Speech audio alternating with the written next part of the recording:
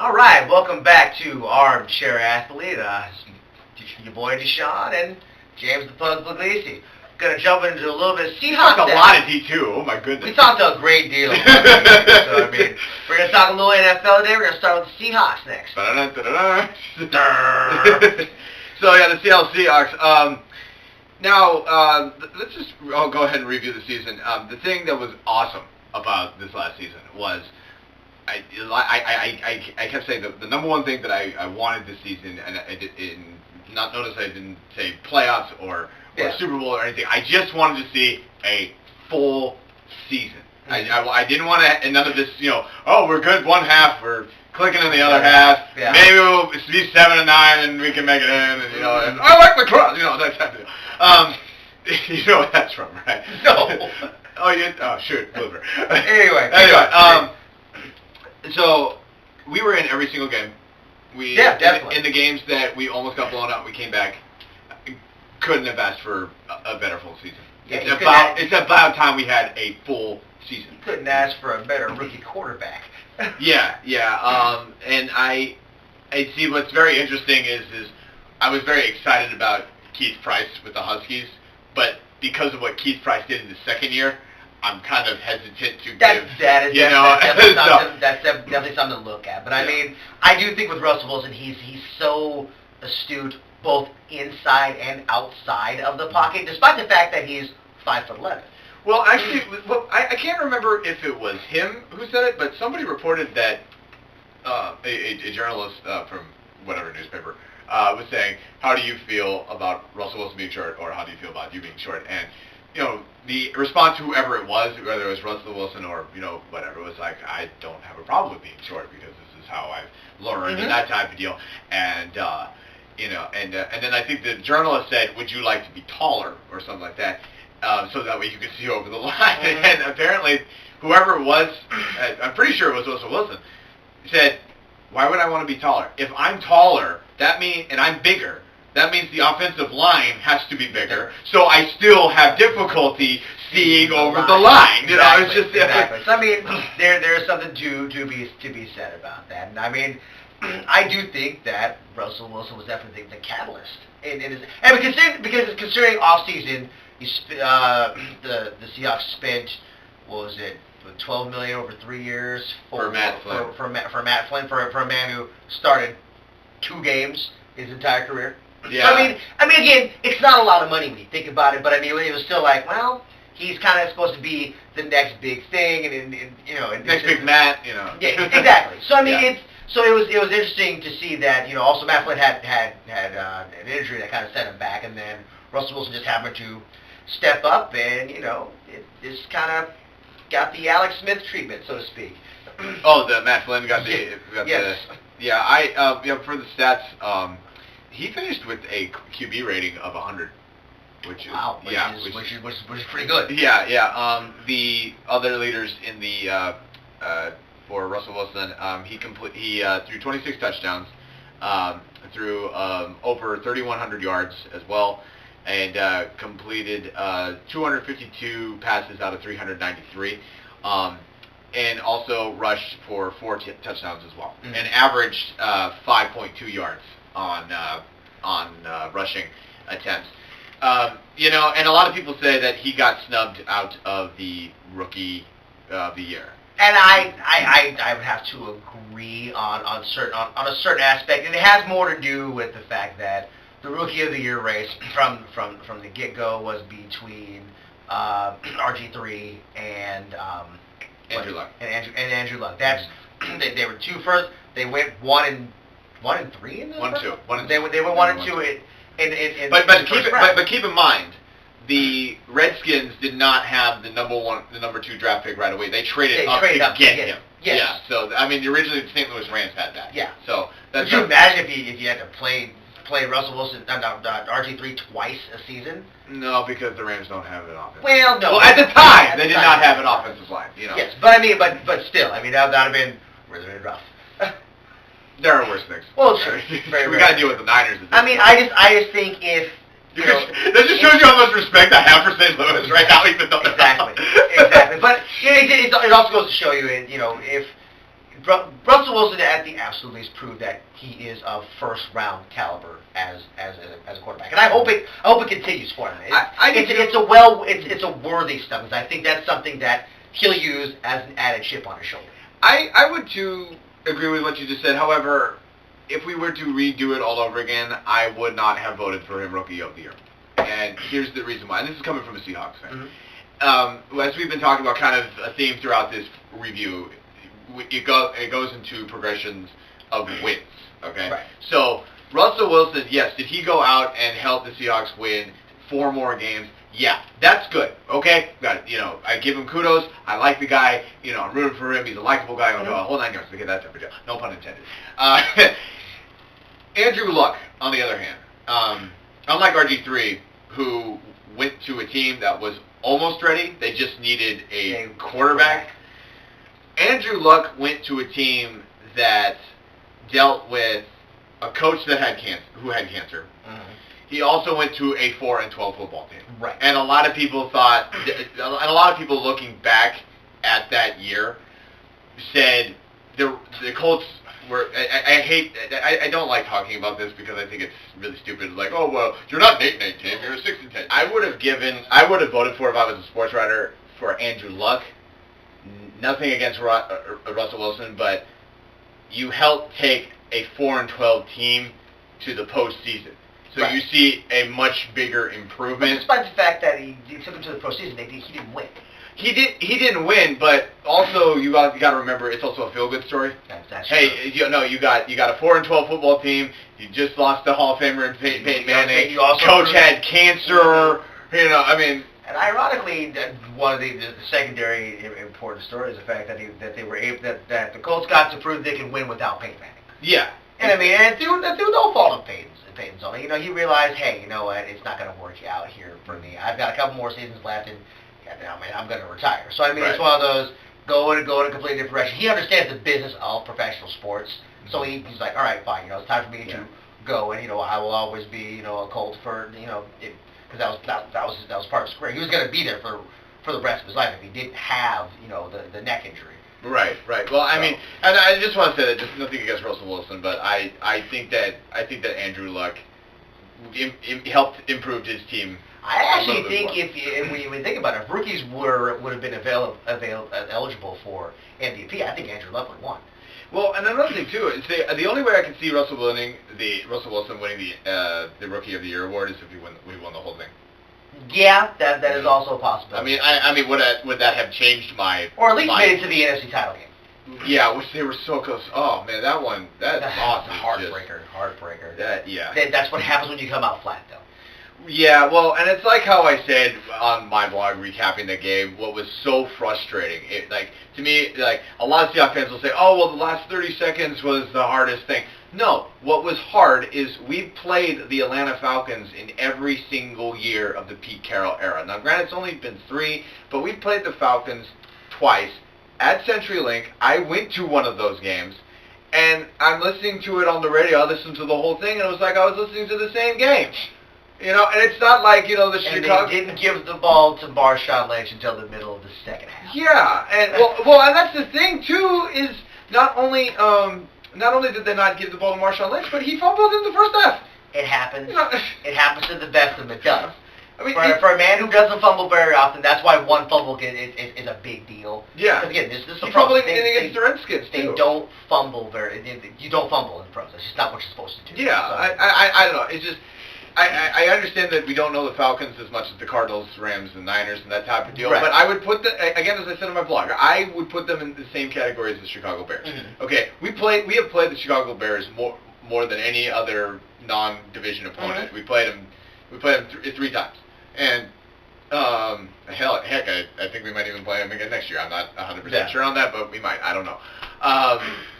And you're telling me you still can't make adjustments, okay? Mm-hmm. You know Matt Ryan is going to pass the ball. You know that their running game is going to be dominant. You know that Tony Gonzalez is going to catch everything. Yeah, you know this. You know that Matt Bryant can kick field goals, okay? Mm-hmm. We've seen this. You've seen this, and you did nothing in terms of gameplay. At least that's the impression that I got. Mm-hmm. And I got a couple of dislikes on my blog, actually on my video. thank you for watching. That's all. I mean, Well, yeah, that's all you get. Yeah, I mean that's fine. Haters are gonna hate. Yeah, but it's just like, why aren't you taking film and? Well, I mean, there's a lot of film taking that goes into it. Pre going into the game, and also looking at body of work from past games and things like that. But again, it ultimately comes down to what you can achieve on the field. And again, and I saw this when they played against the Redskins. It was like they came out really flat at certain points in the game. Like they dominated in the first half of the game, and they kind of flattened out, plateaued in the second half. And honestly, if RG3 hadn't gotten injured, it's a terrible way for him to go out. Oh, I know. Really is. I know. mean, it's unfortunate, but I mean that's part of being a mobile quarterback. You're going to get hurt. Your knee once the knees go, man. I'm worried about him later on in his career, but that's another story for another time. It just felt that the Seahawks kind of they kind of flattened out a little bit at certain points. I think that was the part that played to their detriment. Right. And I mean, it's one of the things. It's again making the playoffs is great, and making it to the game before the title game, especially basically playing as a wild card for the most part. You didn't have home game.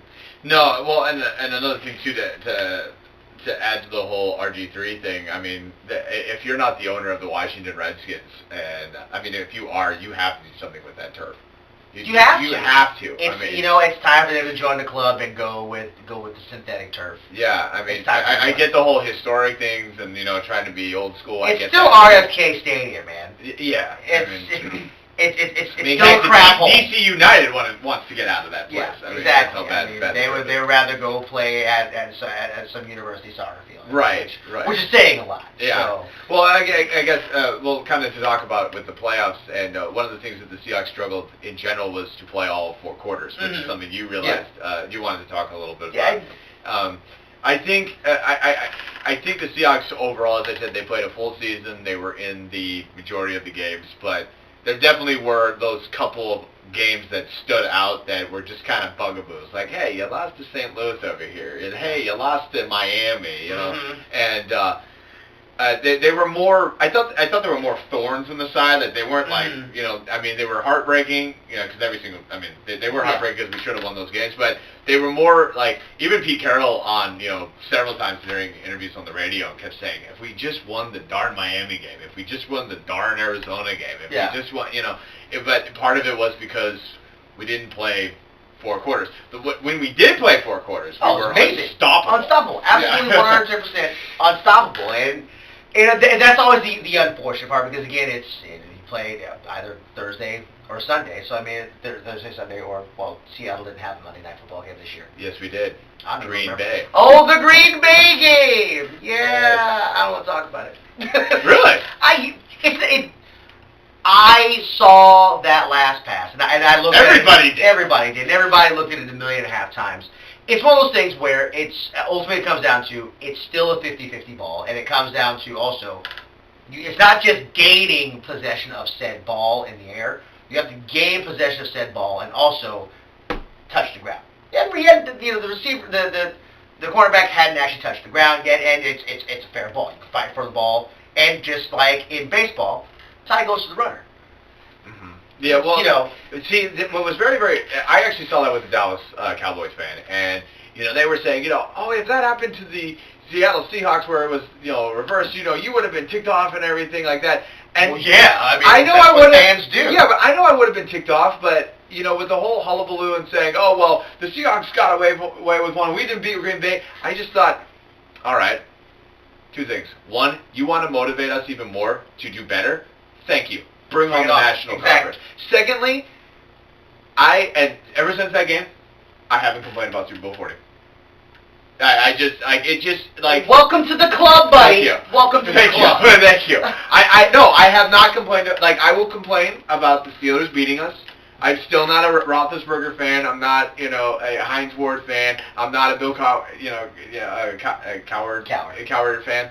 But I will not complain about the rest. It was, just that all the frustration of Super Bowl 40, the Vinny Testaverde touchdown, and then there was one other one that we had against the Ravens, who play in the same city as the Orioles, that where the refs screwed up the clock. It was like all of those terrible calls on the national level where people are like, oh yeah, we made a bad call against the Seattle Seahawks, it's okay, we're not going to do anything about it. That was the game that brought the regular refs back. I think after they saw that game and said, you know what, we got to just put this aside and we got to come back. Yeah.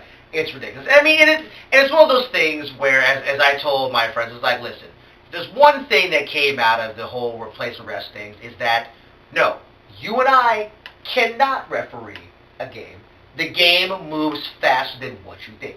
And, you know, and it also went to show that I think there needs to be, you know, the classes, or that's what we use preseason for. You put a rookie crew in Ed Hockey League for a couple games and say, hey, you know, he's going to be the center judge. You guys are going to do this, that, and the other thing, and then we're going to critique what you do in the preseason to get these guys ready for the next level. Because I do think that as, you know, the current refs get older and, you know, and age out of the league, you got to bring in that new blood, and the new blood can only be as good as they're being taught. Yeah. So, and I think that's one of the things that was actually discussed in the sense of, you know, bringing in, you know, the collegiate referees and getting them the lingerie league. In the lingerie league, and whatever. I've actually posted on Facebook at the time. I had a full season. I just completed a season of flag football, but at the time I was just starting out. I posted on Facebook. So these people, these referees have experience in high school, college, and lingerie league. It kind of varies. I've officiated 2 flag football games. Does that mean I qualify for a position, and should I apply? Like you should have. I was like, dude, if I see you on TV, like, I know that guy. Yeah, he's making the wrong call, but I know that guy. So, well, anyway, enough about the Green Bay game. That's an entirely conversation. It's a different story for another time. But again, the Seahawks put themselves in a position in that game like other games where they didn't play all 4 quarters, and so I think that's something that they have to work at. What's very interesting is our defense. I still believe is one of the top defenses in the NFL. Right. Yet, for some odd reason, in the offseason, people are talking about how we need a pass rusher and we need another linebacker. Well, I mean, you always need those things because, again, you may have, you know, your core group of guys. You also have to create that foundation behind the scenes too. Seattle made this mistake already once before with their defensive unit. They let the defensive unit stay out there too long. They got old, and they got slow. Well, not only did they not get slow, but they also brought in smaller guys to replace the slow guys, and then we just constantly got pushed around for a couple years. You know? Exactly. So I mean, it's one of those things where you want to keep your specialty positions and your linebackers. You want to keep that train running. That's true. That's true. So I mean, it's not saying that it's something that, you know, is a complete need. It's just it's a want. True, but now however, the big question is in the off season, what do we do with Flynn now? Keep him. Okay, there goes that conversation. I mean, listen, you're not paying a buttload of money for him. It's not like the clipboard Jesus situation. It's not. Yeah, well, here's my take on the whole Matt Flynn situation. People say, it's also not a cap issue. That is true too. But I mean, people are saying, oh, we should trade him. We could get a lot for him. Draft picks and that type of deal. My thing is this: even when Matt Hasselbeck was good, and even when we were going through our the biggest prime in the history of the Seattle Seahawks in terms of going to Super Bowls and that type of deal, everybody's number one concern was what happens if Matt goes down. Exactly. Yeah, and we saw that when Matt went down in 08 and 09. What happened? And we saw a little bit of it in 10, a very little bit of it in 10. And I would much rather have a guy like Flynn who has the potential to be a backup just in case Russell Wilson goes down. Exactly. My fear is we're going to trade him or we're going to let him go. Russell Wilson rolls out of the pocket, rolls over his ankle and stuff. Okay, now who do you have? Exactly. And I don't know who the third string quarterback off the top. I think it's Portis. But I'm not 100% sure. But I think you keep Matt Flynn. Another position that people are suggesting the Seahawks should get, which I find kind of odd, is wide receiver. You can always have more wide receivers, man. Yeah, but we got Rice, we got Tate came into his own. I know Baldwin had an off year, but we've seen what he can do. Zach Miller actually did some things. Yeah. Now, granted, when I said actually did some things, he wasn't blocking. They were actually throwing the ball to him. So, do we really need a wide receiver? Again, it's not necessarily something that is needed. It's just something that would be nice to have. I mean, again, you can say that we could use another running back besides Marshawn Lynch. Okay, but it's something that way you have options. You want to make sure you have backups, and for certain special positions, wide receiver, running back, offensive and defensive line. It's nice to have a backup for the backup. Because again, injuries can happen at any point in time, and you want to make sure that you have something that is just as good, if not maybe a little bit better. So I mean, it's not necessarily a slam, but also if there are good enough receivers out there in the draft, take them. Well, my response to this is this: number one, wide receivers have a history of not panning out with the Seattle Seahawks in the draft. Corin Robinson, a prime example. Number two, the last time we said, we need a wide receiver, we made a huge mistake in bringing in T.J. Houshmandzadeh. The Hoosh. Yeah, and I was fortunate to see all of his touchdowns to the Seattle Seahawks. That was awesome. He had 3, and I was there at all those games. That's right. And the thing I realized with the Hoosh situation is, like, I would rather bring in a young guy, a young, unproven guy, kind of like a Doug Baldwin, a Golden Tate, that type of deal. Because if you start bringing in, a big-time free agent, well, then you might not be on the same page. You could end up in a situation like Sidney Rice did his first year, where he was constantly hurt because he didn't have surgery after, I think it was on his knee, or he was supposed to have surgery the year before, but he didn't want to because he wanted to try to win the Super Bowl, which I kind of get, but it's just I feel like we've been burned so many times bringing in receivers. Well, I mean that's the risk in the draft. I mean, it's because again, it seems like also I know I don't necessarily want to get completely into the draft, but it seems like the first round is going to be mostly defense. So I mean, you're gonna find your next big wide receiver probably the second or third round. So I mean, again, once you're hitting second, like late second, early third round, everything becomes a value pick anyway. So I mean, well, we know we drafted in fantasy leagues. I mean, we're by the time you get to the fourth round, that's when you start. You just kind of start going, well, all right, this person's okay, I guess. This guy's cool. So I mean, it's one of those things where you actually will probably be able to get a really really good receiver for a much cheaper price. So I mean, that's always a good thing. They do have that new rule in the CBA, which is playing a huge dividend right now, because right now Russell Wilson being a third round draft pick, we're not paying him. No, you're paying him whatever the sliding scale is for a third round quarterback. Yeah, exactly. We're paying him. I don't want to say exactly like Kevin Millwood type money like the Mariners paid, but it's very close. Yeah. So I mean, but and that goes for his first what? Three seasons. 3 seasons. So I mean, and again, I think they're going to get Russell Wilson his money. I'm not worried about that. Yeah, well, particularly if he continues to I mean, I wouldn't say he's going to make Matty Ice money in Baltimore, but it could be somewhere in there. I was shocked that why did it take so long? I was shocked he got the highest contract. Well, you win one Lombardi Trophy and you're the highest paying quarterback in the history of the NFL. Happened to Tom Brady. Yeah, but Tom Brady's won 3.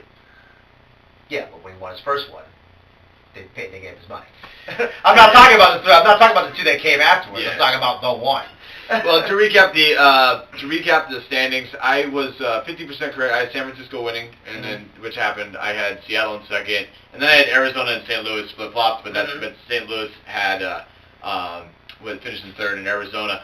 God, that poor team, man. Poor team. What are you talking about?